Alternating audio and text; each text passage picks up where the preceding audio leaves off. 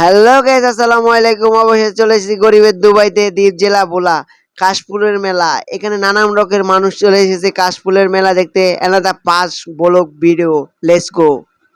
প্রথমে একটা অটো নিলাম, অটো নিয়ে রওনা দিলাম। শেষ বিকাল বেলা, খুব সুন্দর ওয়েদার, রাস্তাটাও খুব নিরিবিলি, কোনো যানজট নাই। মনে হয় আমরা অনেক লেটে চলে এসেছি। ও মাই গড, গেটে এত পরিমাণ লোক যা বলার বাইরে। মনে হচ্ছে সামনে জোয়ার এসেছে। হ্যাঁ, বলতে না বলতে সামনে জোয়ার। ছোট ভাই আগে আগে হাঁটতেছে, আমি পা নখ টিপে টিপে জুতা হাতে নিয়ে রওনা করলাম।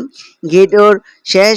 এখন ভিতরে অনেক মানুষ ফুচকা খাইতেছে। ছোট ভাইকে বললাম তুই সামনে হাঁট। ছোট ভাই লজ্জা পাচ্ছে মানুষ দেখে। এখানে অনেক পোলাপান বল খেলতেছে, তাই ছোট ভাই আমার একটা ভিডিও নিল। আমি বললাম খুব সুন্দর লাগতেছে, পরিবেশটা খুব ভালোই লাগতেছে। কিন্তু ছোট ভাই বললো ভাই আমার একটা ভিডিও কর।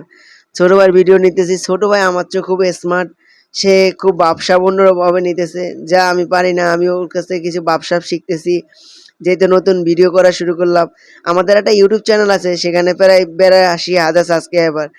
এত সুন্দর কাশফুল না ছিঁড়ে আর পারলাম না, তাই তো কাশফুল ছিঁড়ার জন্য কি উপড়ে পড়ে লাগলাম। ছোট ভাই বলল ভাই কম ছিঁড়। আমি বললাম দেখ কত সুন্দর কাশফুল, মন তো চায় ছুঁয়ে দিই। তাই তো আমি কি কাশফুল ছুঁয়ের নামে কি ছিঁড়তেছি। আর ছোট ভাই বলতেছে ভাই কিছু কন্টেন্ট করো। আমি বললাম কন্টেন্ট করে কি লাভ, আগে যত কাশফুল দেখবো তত কাশফুল ছিঁড়বো। তারপর ছোট ভাই বলল ভাই আমার কিছু ভিডিও কর। আমি বললাম করব, তোর ভিডিও তো করবো, একটু দাঁড়া।